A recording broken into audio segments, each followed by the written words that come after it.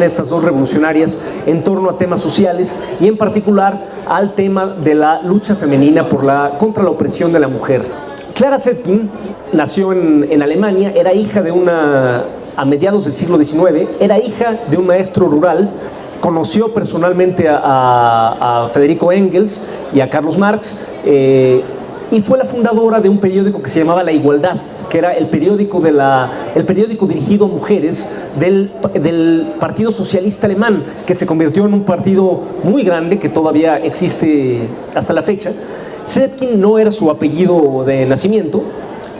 Clara se casó con un compañero de lucha, un ruso apellidado Zetkin, y aunque no se casó, después de que murió él, siendo ella bastante joven todavía, ella decidió adoptar el apellido Zetkin para toda su vida, y así es conocida hasta la fecha. Les decía, ella fue la teórica de la táctica socialista de hacer organizaciones y periódicos especialmente dirigidos a la mujer trabajadora.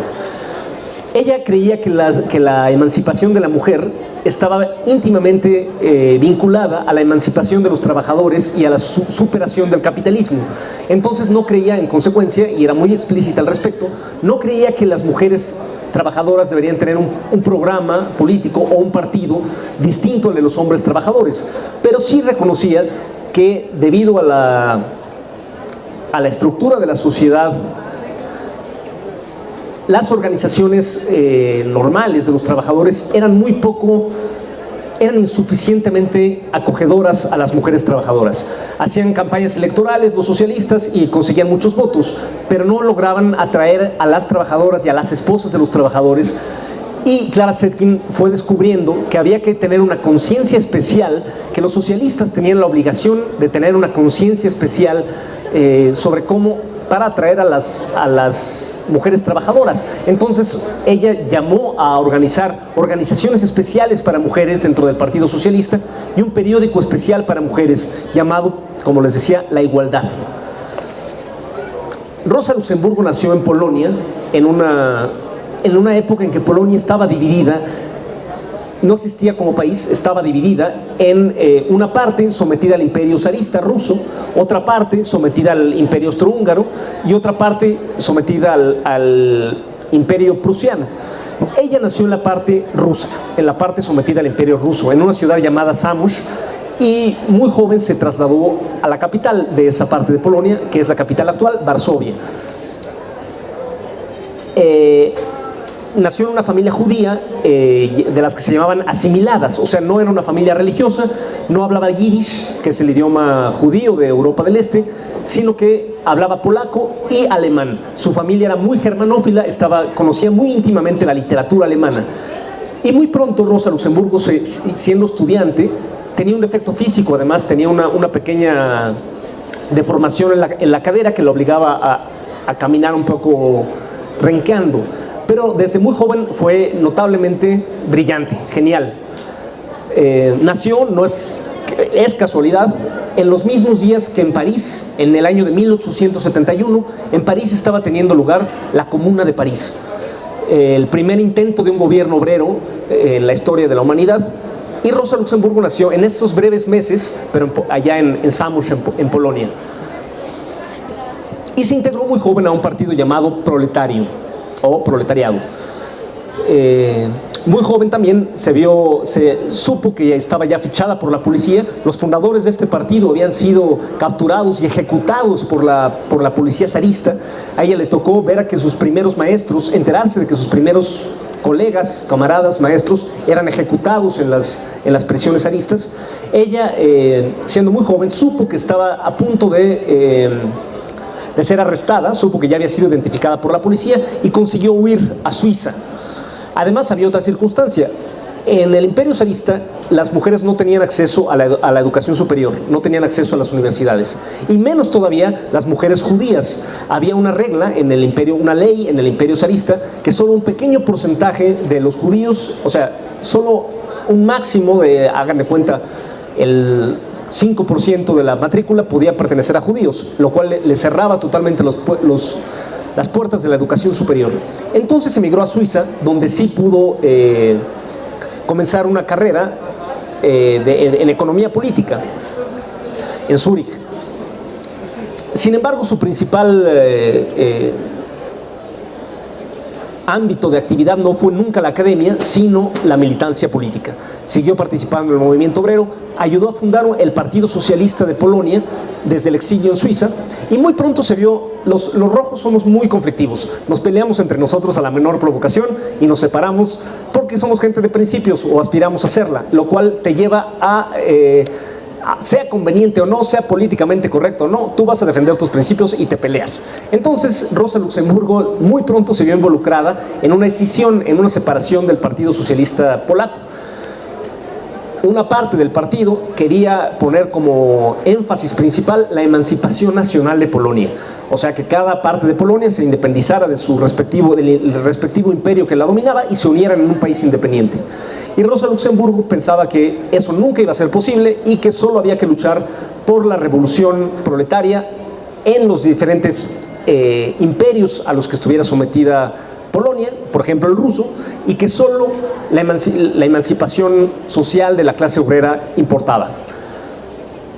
Eso llevó a, que les digo, a una escisión, y Rosa Luxemburgo se convirtió, junto con su compañero de entonces, que se llamaba Leo Jogiches, en la dirigente principal del ala internacionalista del Partido Socialista Polaco, que pronto se separó del todo y tuvo su propio nombre, que se llamaba el Partido, o mejor dicho, se llamaba Socialdemocracia, como se llamaban en esa época los marxistas, Socialdemocracia del Reino de Polonia y Lituania. Adolf Varsky era otro de los dirigentes, su compañero Leo Jogiches. Y Rosa Luxemburgo también rápidamente se metió en una polémica que separaba a toda la socialdemocracia de esa época, ¿no? Un teórico muy respetado de la socialdemocracia alemana, llamado Eduard Bernstein, en el año de 1899 inició una revisión del marxismo, ¿no? Él decía que, miren compañeros, vamos muy bien, si podemos tener simplemente más sindicatos, más trabajadores sindicalizados, el Estado va concediendo más y más conquistas, no, va subiendo los salarios, entonces el tránsito al socialismo puede ser una cosa gradual, una cuestión de reformas acumulativas, y lo que importa es el movimiento que conduzca ahí, el fin último de la revolución, y el socialismo no importa.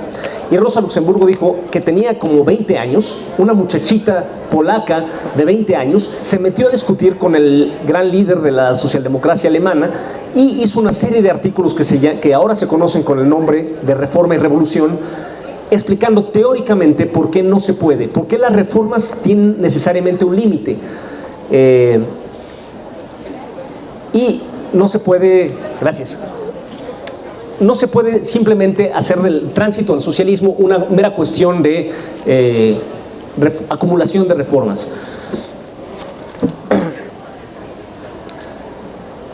Los textos que incluimos en este libro no son, ese libro Reforma y Revolución, dentro de lo poco que circula la obra de Rosa Luxemburgo, es de lo que mejor se consigue, de lo que más se difunde. Los libros que presentamos aquí no son ese libro ni otros libros conocidos de Rosa Luxemburgo, sino, como les digo, artículos y discursos breves dirigidos a la cuestión de la mujer.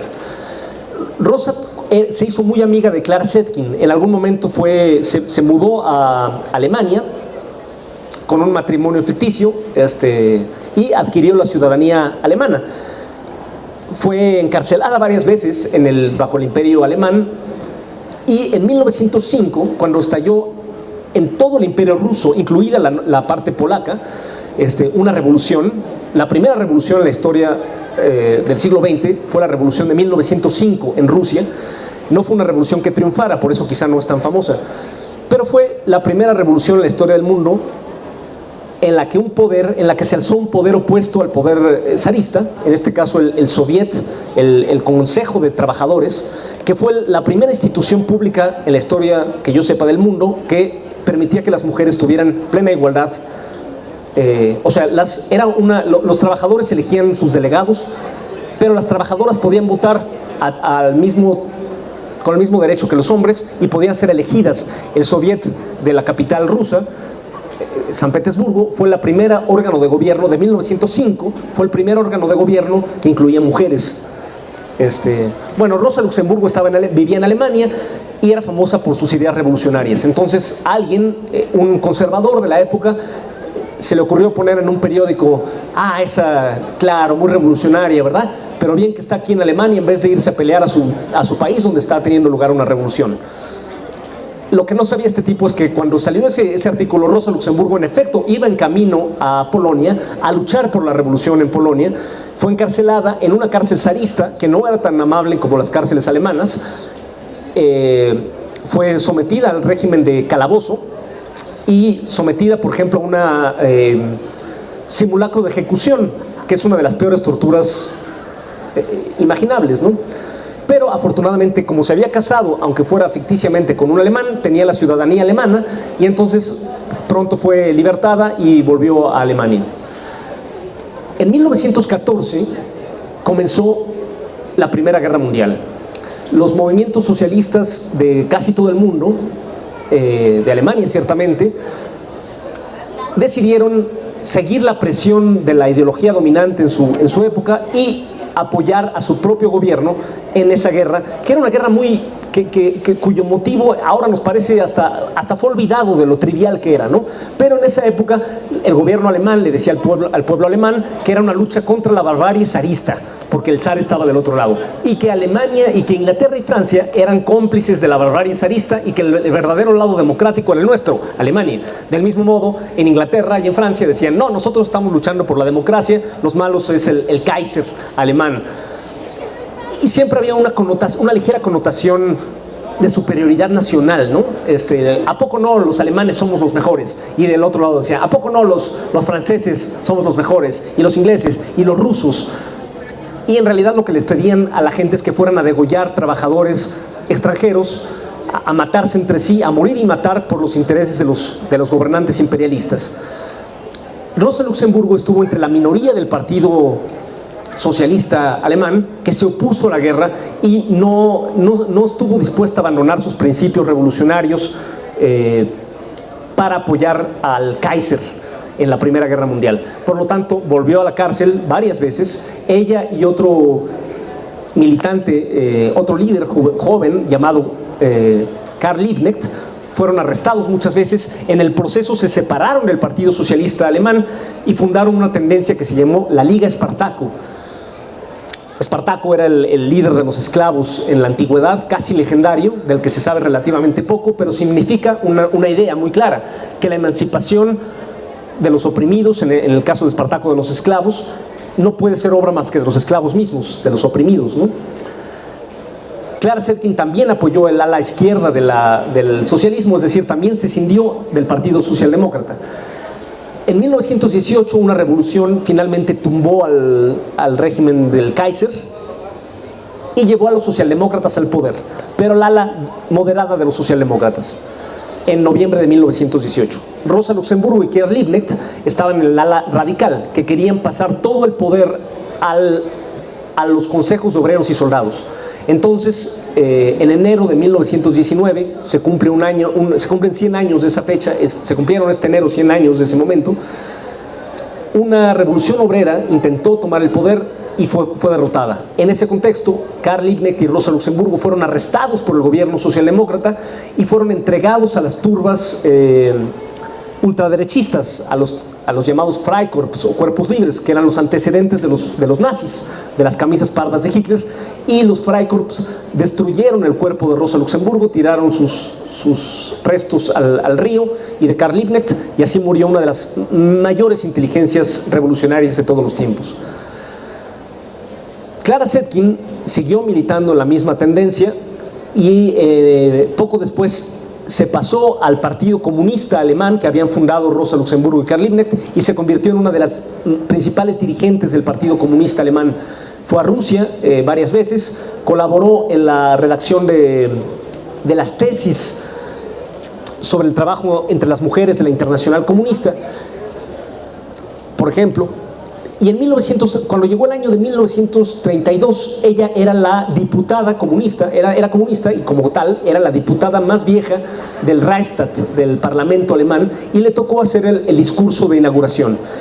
El año de 1932 en Alemania veía ya el peligro inminente del ascenso de los nazis, de Hitler. Entonces, en su discurso, Clara Zetkin enfrentó valerosamente a los nazis, los denunció por lo que eran, y llamó a todo el movimiento obrero a hacer una estrategia de frente único para tratar de impedir el ascenso de los nazis. Por desgracia, esto no se concretó. Los nazis efectivamente ascendieron al poder. Hitler fue nombrado canciller en enero de 1933, del año siguiente, y Clara Zetkin tuvo que emigrar a la Unión Soviética, donde murió ese mismo año. Como les decía, ella había sido la principal impulsora de la idea de construir, dentro del contexto de la Segunda Internacional o Internacional Socialista, el primer Día Mundial de la Mujer, el 8 de marzo de cada año. A ella le debemos esa idea. Algo que tienen en común los textos de estas dos autoras es que tienen una doble énfasis. Por un lado, se dirigen a las mujeres trabajadoras para decirles que sus intereses, su emancipación es imposible fuera del contexto de la lucha de los trabajadores por cambiar la sociedad en su conjunto. Y por otro lado, se dirigen al movimiento de los trabajadores para decirles que su victoria es imposible si no enarbolan como prioridad la lucha por la emancipación de las mujeres. O sea, reconocía la opresión especial que sufren todas las mujeres bajo el capitalismo, pero pensaba que las mujeres obreras podían conseguir la emancipación en la medida que se unieran al movimiento del proletariado en su conjunto. Por ejemplo, hay un artículo que me parece muy bueno de Rosa Luxemburgo que se llama Sobre el sufragio femenino. No había sufragio femenino en ninguna parte del mundo en esa época, cuando Rosa escribió ese artículo. Y ese artículo va dirigido al movimiento socialista para decirles: es verdad, camaradas, que no tomamos el simple derecho a votar como una panacea.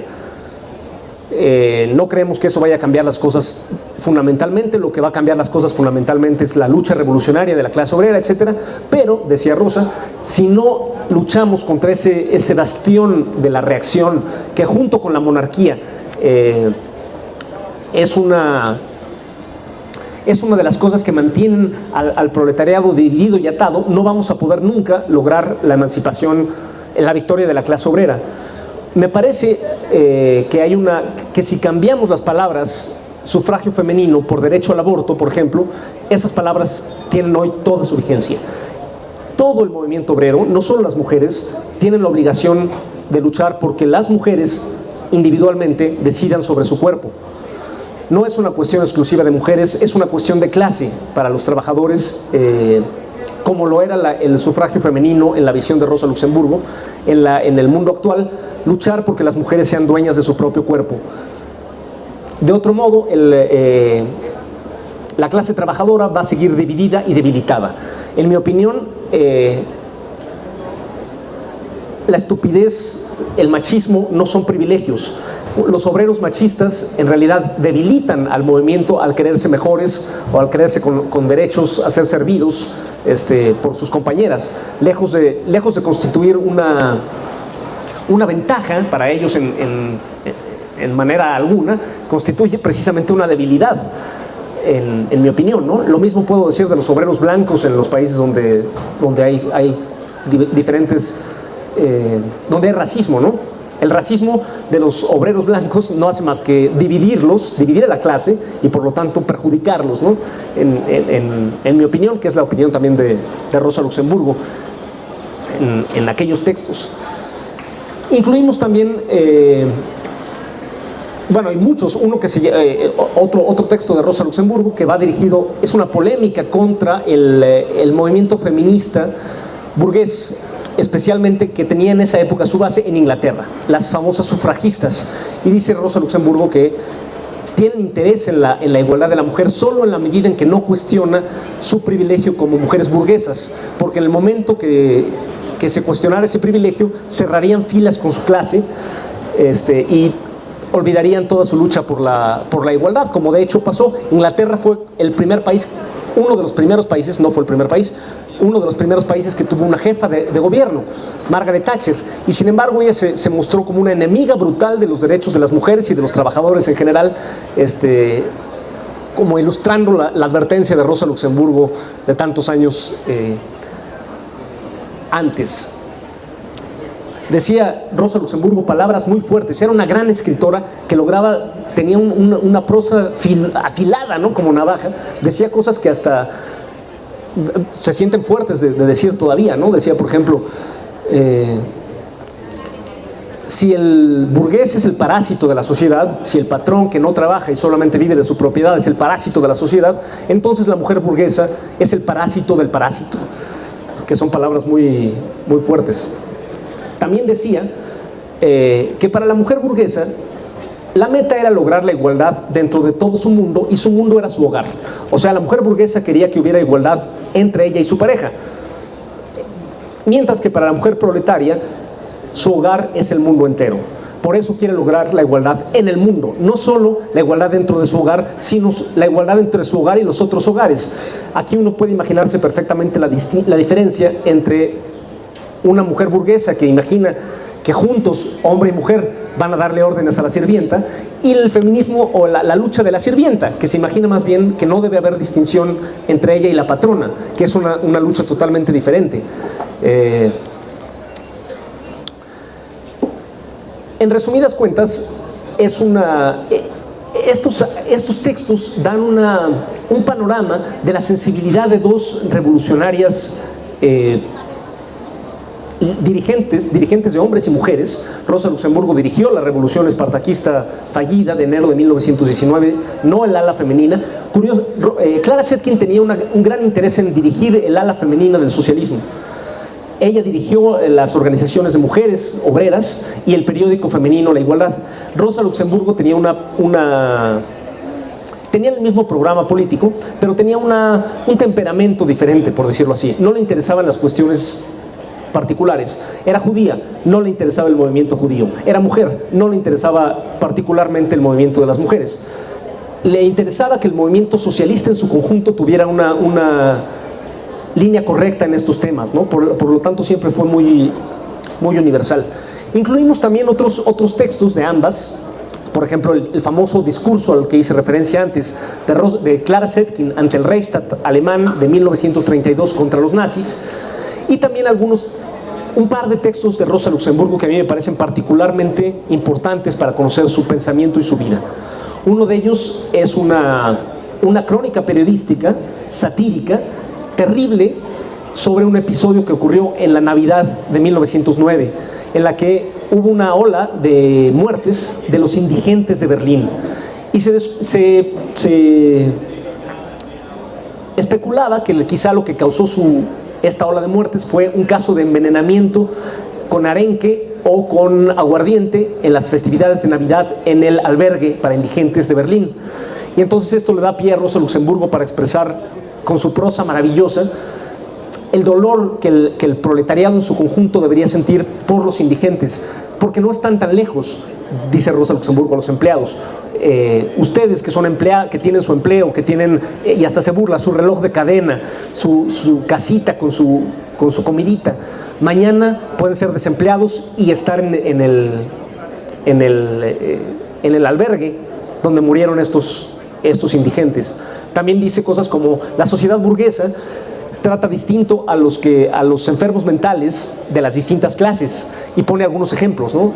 Pone algunos ejemplos de su época que hubo que en la edición que presentamos. Explica quiénes eran estos personajes de famosos socialités, o sea, de mujeres y hombres ricos y famosos que perdían la cabeza por alguna razón. Algunos cometían crímenes incluso, y sin embargo terminaban recluidos en casas de lujo, servidos por mucha gente, mientras que los pobres, cuando pierden la cabeza, terminan en el asilo, en la calle o en el albergue donde uno muere por envenenamiento. Por ejemplo, ¿no? Dice Rosa Luxemburgo cómo la emperatriz, la esposa del Kaiser, quiso dar sus condolencias a los muertos, pero no se le ocurrió a quién darle las condolencias porque los indigentes no tienen familia.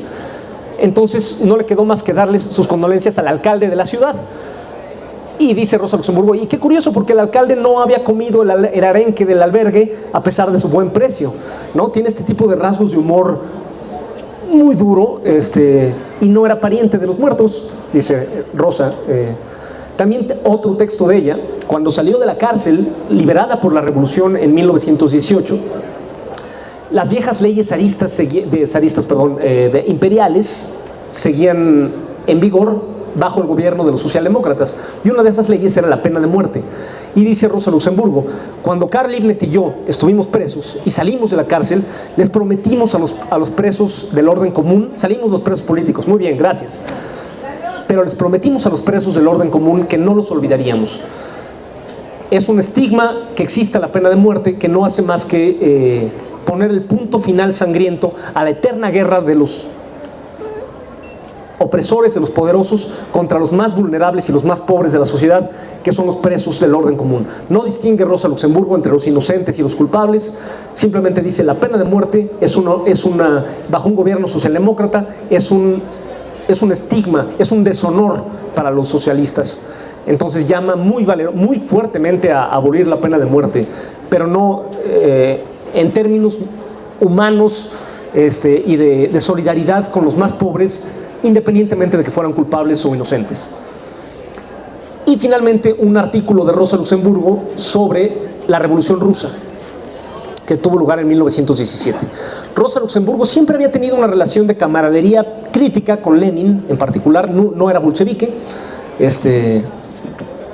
nunca se guardó sus críticas, y en particular después de la Revolución Rusa le pareció mal que los bolcheviques hicieran algunas cosas como suprimir la Asamblea Constituyente y suprimir a otros partidos de izquierda que no apoyaban la revolución. Entonces Rosa Luxemburgo denuncia lo que ella consideraba errores, pero dice, estos errores no se deben a que los camaradas rusos hayan hecho mal su trabajo, se debe a que no les quedó otra alternativa, porque nosotros, los revolucionarios de Occidente, no hicimos nuestra parte, no hicimos la revolución aquí, dejamos aislada la revolución rusa, y por eso ellos se vieron obligados a hacer esas medidas que poco tienen que ver con nuestro ideal socialista. Y dice Rosa Luxemburgo en las últimas palabras, por eso el espíritu, a pesar de estos errores, el espíritu del futuro es el espíritu del bolchevismo. Cosa que son palabras muy fuertes para dedicarle a un adversario político. O sea, son palabras muy generosas para dedicarle a alguien que no era su camarada, no era el líder de su propio partido. Es un reconocimiento póstumo, porque ella misma moriría poco después, de la razón del adversario hasta cierto punto, ¿no? Sin dejar nunca de ser crítica y valerosamente crítica en algunos puntos. No sé si alguien tenga alguna pregunta antes de que distribuyamos el libro que tenemos aquí.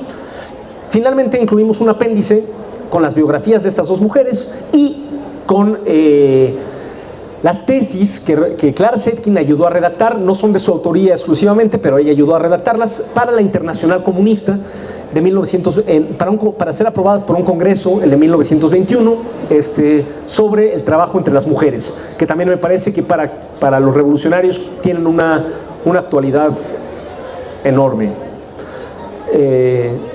Decía León Trotsky en algún momento que para que los revolucionarios puedan cambiar la realidad, tienen que aprender a verla desde el punto de vista de las mujeres.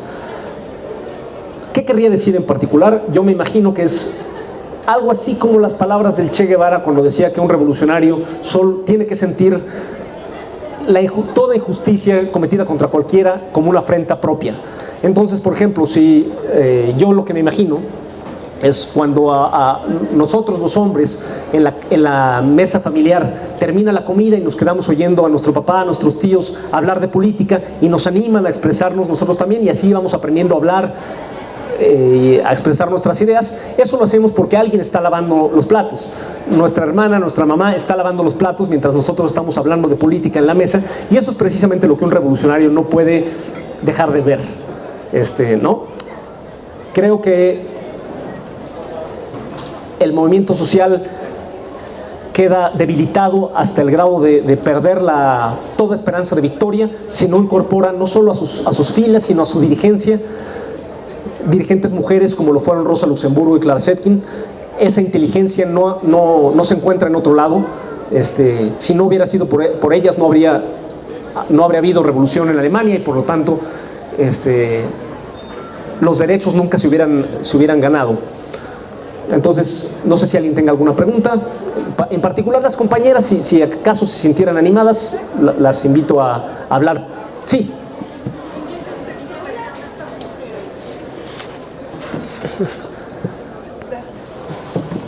Llegué un poquito tarde, no sé si lo comentaste, pero ¿en qué contextos crecieron estas mujeres como para estar tan adelantadas a su época? Y si tenían como un círculo grande de mujeres seguidoras o estaban rodeadas de hombres. Clara Zetkin nació a mediados del siglo XIX en un pequeño pueblo alemán, hija de un maestro rural pobre. O sea, no analfabeto, con cierta cultura, pero pobre. Ingresó al Partido Socialista Alemán en un momento donde había muy pocas mujeres. Ella fue de las primeras, si no la primera dirigente mujer del Partido Socialista Alemán, pero muy pronto se convirtió en la dirigente del movimiento del ala femenina del socialismo alemán. Fundó la revista La Igualdad. Rosa Luxemburgo nació en una familia de clase media muy intelectual. Nació en la Polonia rusa, o sea, en la Polonia sometida en una ciudad llamada Zamość, y muy joven se trasladó a Varsovia. Nació en una familia que creo que lo que tenía de particular era, en cierto modo, el desarraigo. Eran judíos en una sociedad no católica, pero tampoco eran judíos del todo, porque no practicaban la fe judía ni hablaban yiddish. Hablaban polaco en medio de la comunidad judía, lo cual los hacía una minoría dentro de la minoría, y culturalmente eran muy germanófilos sus padres, ¿no? O sea, ella aprendió a hablar alemán muy pronto, lo cual no la acercó a su entorno, al contrario. Ella muy rápido rechazó el nacionalismo polaco, y muy joven emigró, ya empezó a militar en el movimiento obrero. No sé si había muchas mujeres, creo que no. En el movimiento obrero polaco era un movimiento clandestino, o sea, no era un círculo social para simplemente socializar o para desarrollar el pensamiento libremente. Era un movimiento clandestino. Vio a sus camaradas caer presos y ser ejecutados muy joven, siendo ella adolescente y siendo estudiante, y emigró a Suiza, donde llevó a cabo una vida académica. De los 5 o 6 dirigentes del partido que ella fundó, ella era la única mujer. Y ella nunca se involucró en el movimiento femenino particular, ¿no? A diferencia de Clara Zetkin, que sí. Pero sin duda no eran un grupito de personas. Rosa Luxemburgo era la principal ideóloga del Partido Socialdemócrata Polaco. La principal la dirigente mayor, ¿no? Algo que querría decir, que no quería olvidar decirlo, es que Rosa Luxemburgo fue reivindicada póstumamente por toda la izquierda. O sea, todas las tendencias de izquierda ponen pósters de Rosa Luxemburgo, tanto comunistas como socialdemócratas, porque era una gran mujer, así de importante era, ¿no? Y sin embargo, muy pocos tienen derecho a hacerlo. Los socialdemócratas la mataron. Los socialdemócratas la arrestaron, la entregaron a las fuerzas que la destruyeron físicamente. Entonces es una gran hipocresía histórica el que los reformistas actuales reivindiquen su nombre. El movimiento comunista oficial bajo Stalin también la reivindica. Mejor dicho, bajo Stalin no, porque en la época de Stalin dejaron de reivindicarla totalmente y solo después la reivindicaron. Pero sin reconocer el hecho de que ella murió en 1919, mucho antes de que ascendiera Stalin al poder en Rusia, pero sus camaradas sobrevivientes, como Adolf Varsky, sí vivieron para ver el stalinismo, y todos fueron ejecutados en las grandes purgas de Stalin, ¿no? Siendo dirigentes comunistas. Todos se volvieron comunistas y muchos de ellos, los que llegaron vivos, fueron ejecutados. Entonces tampoco los stalinistas tienen realmente mucho derecho moral a reivindicarla. Perdón, quise añadir este punto, pero algo que es muy importante de ambas mujeres es que su movimiento no era de la clase media, no era académico, era de las mujeres y los hombres de la clase obrera. De la clase obrera aprendieron sus ideas de los intereses y la lucha concreta con la clase obrera aprendieron sus ideas. No sé si alguien más tenga una pregunta. ¿O otra? Sí. Bueno, es a lo mejor un tanto absurdo, pero dado que Rosa Luxemburgo sigue teniendo esa vigencia y esa contundencia, no sé si en algún momento pudiera establecerse una especie de símil histórico con aquellas mujeres que no asistían, que eran convocadas a las asambleas y no asistían o no se les permitía. Y el símil lo quiero poner en el sentido de si hoy nosotros no somos como nosotros los fulanos, los varones quizá, o gran parte de la sociedad, no somos como esas mujeres que se autoexcluyeron o no iban por no comprometernos o entrar también a esta lucha de las mujeres, ¿no? Hay una cosa, aquí me quiero referir más que a Rosa Luxemburgo, a Clara Zetkin, que reconocía una cosa, eso de que se autoexcluyen es muy relativo. Sí, por ejemplo, yo me acuerdo las manifestaciones son peligrosas a veces, ¿no? No sabes si va a venir la policía, no sé qué. ¿Y quién va a cuidar? O sea, estamos manifestándonos, ¿quién cuida a los hijos? Alguien tiene que cuidar a los hijos mientras no los puedes llevar porque y alguien tiene que cuidar a los hijos, y los hombres somos dirigentes, claro que no vamos a cuidar a los hijos. Entonces, eso, el machismo casi nunca, en la izquierda al menos, nunca es explícito, nunca decimos, ay no, las mujeres tienen menos derecho, porque yo creo que, no, siempre decimos, no, yo soy muy progresista, yo soy un hombre deconstruido, soy un aliado.